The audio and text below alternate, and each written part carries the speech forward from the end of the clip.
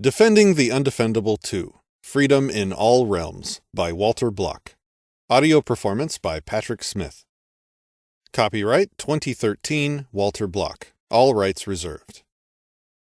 Dedication. This book is dedicated to those who have been most influential in my recent thinking about issues of political economy. William Barnett, Lipa Dubrowski, Michael Edelstein, Stefan Kinsella, and Hans Hoppe.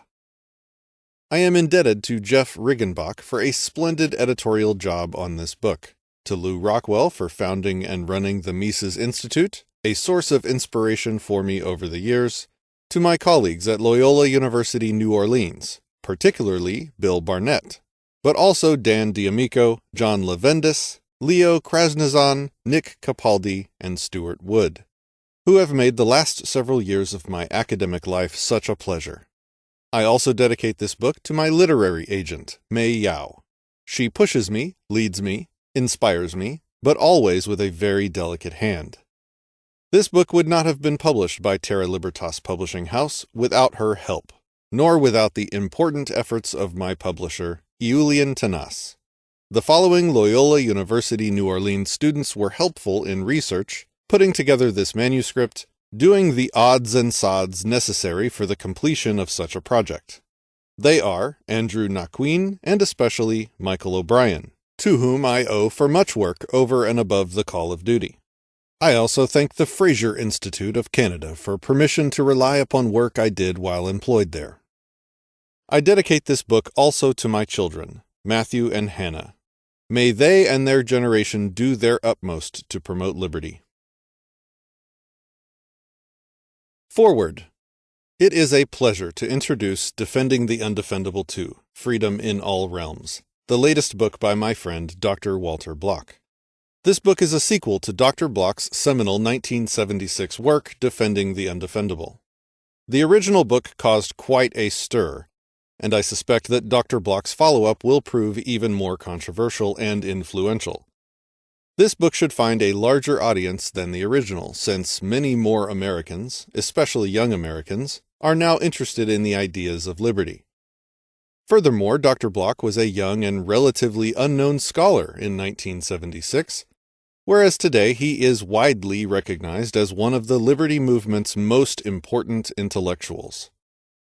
As for controversy, how could a book which purports to defend corporate raiders, human organ merchants, and polygamists not be controversial? I have no doubt that even many libertarians will at least initially react with shock and outrage at some portions of the book. Some may also wonder how a pro-life, Christian, culturally conservative libertarian like me can endorse this book. I endorse Dr. Block's book for the same reason culturally conservative libertarians, such as F.A. Hayek and Murray Rothbard, endorsed the first in this series.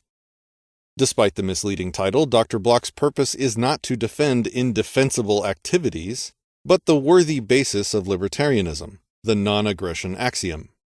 The non-aggression axiom is the simple idea that it is immoral to initiate force against another person or their property. This axiom follows logically from a belief in private property rights, including the individual's property interest in his or her own body. After all, if people have a right to control their own bodies and property, it cannot be moral to forcibly prevent them from engaging in activities which do not violate the rights of others, even if such activities are widely considered immoral. Most people support applying the non-aggression axiom to private conduct. What distinguishes libertarians from modern conservatives and liberals is that we apply the non-aggression axiom to the government. To libertarians, any use of force to change people's behavior for any reason is a profoundly immoral act. Furthermore, state action to forbid or regulate individual behavior always has unintended consequences that often harm the very people the state claims will benefit from the intervention. For example, minimum wage laws, by outlawing work below a state-set wage, shove those at the bottom of the income and experience ladder out of the job market. The drug war simply creates incentives for drug dealers to sell increasingly stronger and more dangerous drugs, while discouraging drug addicts from seeking help. I saw an example of this in my years as an OB/GYN. Patients who used illegal drugs were oftentimes reluctant to share with me their history of drug use for fear that it would result in their imprisonment. Obviously, this made it more difficult for me to protect the health of the woman and her unborn child. Adherence to the non-aggression axiom in no way implies approval of behaviors like drug use.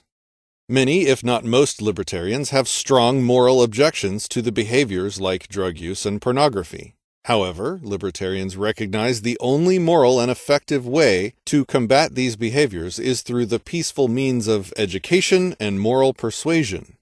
Private institutions such as strong families, communities, and churches are much more effective at instilling moral values than laws or government programs.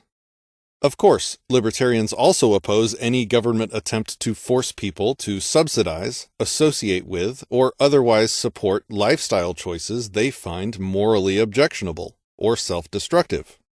A society where individuals bear the responsibility for their own actions would see much less drug abuse and other harmful behaviors than one in which the government effectively subsidizes the problems resulting from self-destructive behaviors.